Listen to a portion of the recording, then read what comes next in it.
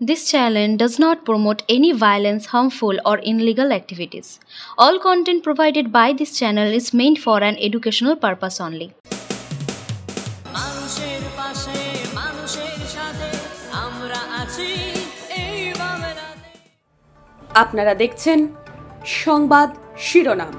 দেখলেন তো অনেক কিছু, এবার দেখুন নতুন কিছু। আমি শ্রেয়া, আপনারা এখন দেখছেন সংবাদ শিরোনাম। শুরু করছি আজকে বিশেষ প্রতিবেদন। দলের কোনো পদে নেই, তবুও রাজনীতির কেন্দ্রবিন্দুতে তিনি। সর্বময় কর্তৃত্ব নয়, কিন্তু তার কথাতেই আলোড়ন বিজেপির অন্তরে। তিনি হলেন দিলীপ ঘোষ। আবারও বলছি, তিনি হলেন দিলীপ ঘোষ। একসময় রাজ্য বিজেপির সভাপতি, সর্বদা খবরে থাকার মতোই নেতা তিনি। এখন আর কোনো সাংগঠনিক পদে নেই, তবুও তার মন্তব্যে দানা বাঁধছে গোষ্ঠীদ্বন্দ্বের জল্পনা।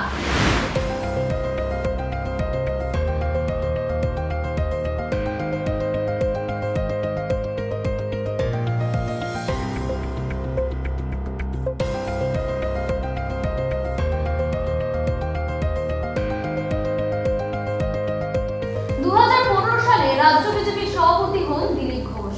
তার জামানায় সংগঠন যেমন মজবুত হয়েছে, তেমনই ছিল তার বেফাঁস মন্তব্যের জেরে বিতর্ক। 2019 সালে লোকসভা নির্বাচনে মেদিনীপুর থেকে জয়ী হন। পরে দলের সর্বভারতীয় সহ-সভাপতির পদ পান তিনি। তবে 2024 সালে লোকসভা নির্বাচনে তিনি বর্ধমান দুর্গাপুর থেকে বিজেপির প্রার্থী হিসেবে প্রতিদ্বন্দ্বিতা করলেও জয়ী হতে পারেননি। ফলে বর্তমানে তিনি নায়িকা সাংসদ নর বিধায়ক। কোনো পদে না থেকেও তার নাম বারবার উঠে এসেছে দলের অভ্যন্তরীণ রাজনীতিতে। তার সমর্থকদের মতে পদ ছাড়লেও প্রভাব ছাড়েননি দিলীপ ঘোষ। দিলীপ ঘোষ বিয়েতে দেখা যায় মমতা বন্দ্যোপাধ্যায়কে, এবং জগন্নাথ মন্দির উদ্বোধনে দিলীপ ঘোষ এবং তার স্ত্রী রিঙ্কু মজুমদারকে দেখা যায়। প্রশ্ন ওঠে, 26-এর বিধানসভায় তিনি কি ফুল বদল করবেন? তারপরে বিজেপির সভাপতি পদে নবনিযুক্ত হয় সুবীর ভট্টাচার্য। আর সেই প্রভাবেই বহিঃপ্রকাশ এবার টিভি9 বাংলাকে দেওয়া হয়েছে। এক এক্সক্লুসিভ সাক্ষাৎকারে দিলীপ ঘোষ জানিয়েছেন, দলের সর্বময় কর্তৃত্ব শুধু রাজ্য সভাপতির হাতে। আর এই বার্তা তিনি দিলেন টিভি9কে, যার পরে রাজনৈতিক মহলে শুরু হয়েছে চর্চা। তাহলে কি বিজেপির অন্দরে নেতৃত্ব নিয়ে ফের দ্বন্দ্ব মাথাচাড়া দিচ্ছে? সাক্ষাৎকারে দিলীপ ঘোষ স্পষ্ট জানিয়ে দেন, দলের সাংগঠনিক সমস্ত সিদ্ধান্ত নেওয়ার অধিকার একমাত্র রাজ্য সভাপতি। তার উপর পার্টির আস্থা থাকা উচিত, এটাই নিয়ম। কি বললেন শুনে নিন।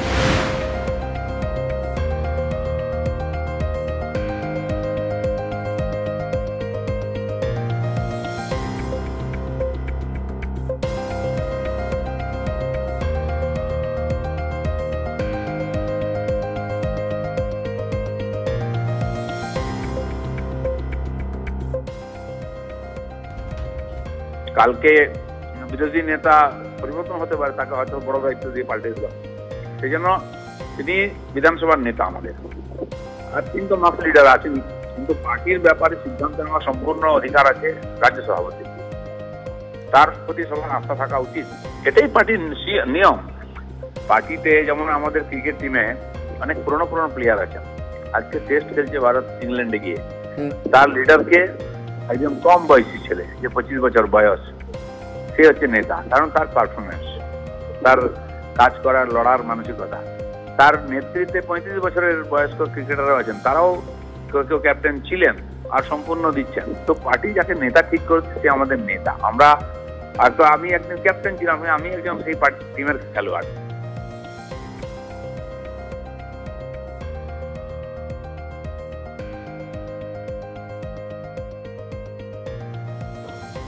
এই বক্তব্য ঘিরে এখন বড় প্রশ্ন, কার দিকে তাক করে এই মন্তব্য করলেন তিনি? দলের অন্তরে দীর্ঘদিন ধরেই গুঞ্জন, সংগঠনের বড়সড় সিদ্ধান্তে প্রভাব রাখেন শুভেন্দু অধিকারীও। তবে কি সেই দিকেই আঙুল উঠছে? দলের মধ্যে একাধিক গোষ্ঠী থাকলেও সম্প্রতি দিলীপ ঘোষ ছিলেন বেশ খানিকটা নীরব। এই বার্তা ফের স্পষ্ট করলো তিনি এখনো বিজেপির রাজনীতির কেন্দ্রে রয়েছেন, এবং প্রয়োজনে কড়া কথা বলতেও পিছপা নন তিনি।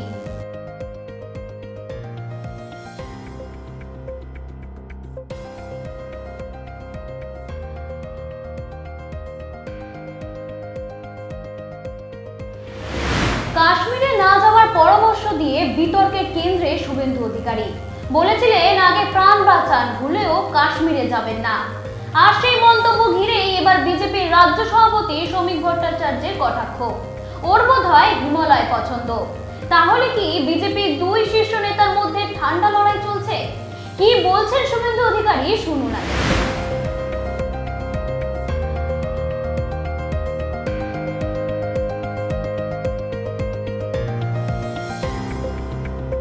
बंगाली कश्मीर नहीं जाएगा।